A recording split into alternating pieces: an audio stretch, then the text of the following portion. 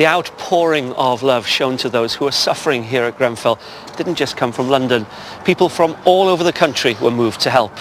Josie Darby is in Cornwall with one woman who put her faith into action. The stunning scenery here was the inspiration for Esme Page when she came up with the idea of Cornwall Hugs Grenfell, a charity that offers free holidays to those affected.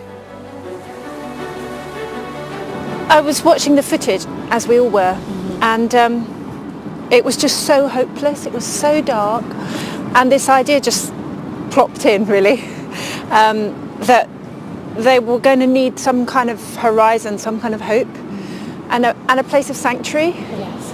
And I'm not really the kind of person that says, oh, God told me to do this, or it hasn't really happened to me in that way before, so I sat on the idea. And these really strong words kept coming, who are you not to do this?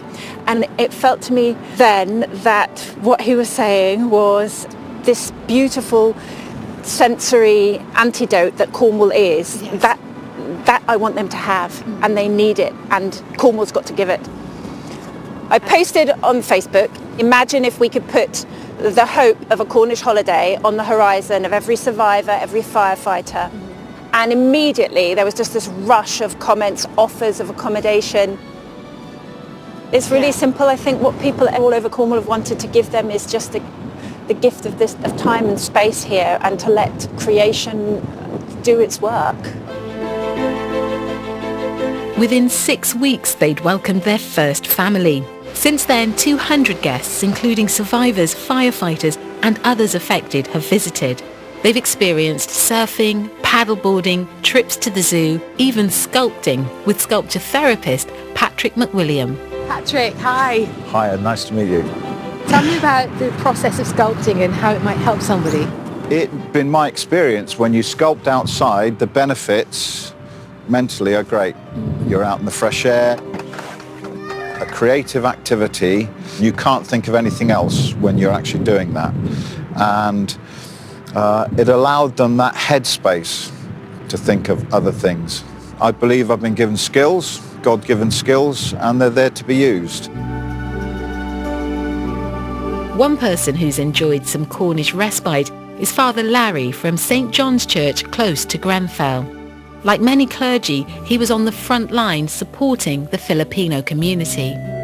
I cannot sleep. I can always smell all those burning things.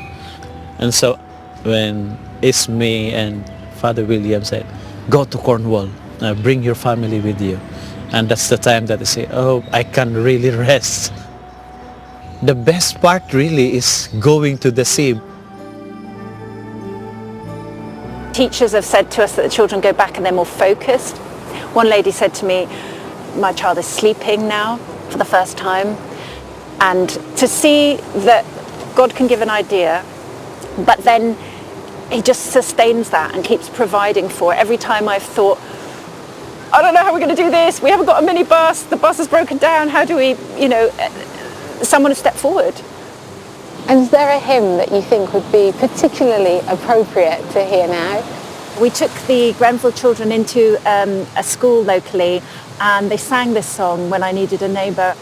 They really understood that, the creed and the colour and the name don't matter. It was just obvious to them.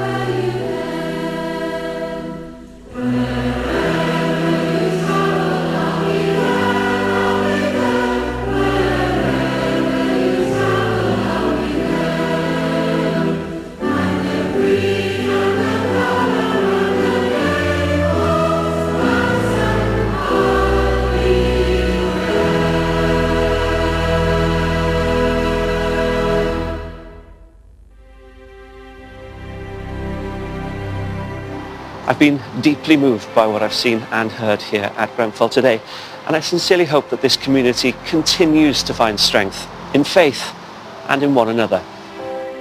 Next week, Sean Fletcher marks the 70th anniversary of the arrival of SS Empire Windrush into Tilbury Docks. He meets the 90-year-old who reflects on his first impressions of Britain. And Josie Darby is on the trail of one of the world's most famous bears as Paddington visits St Paul's Cathedral. We end today where we began, in Southwark Cathedral, and a hymn of hope and trust in God's enduring love.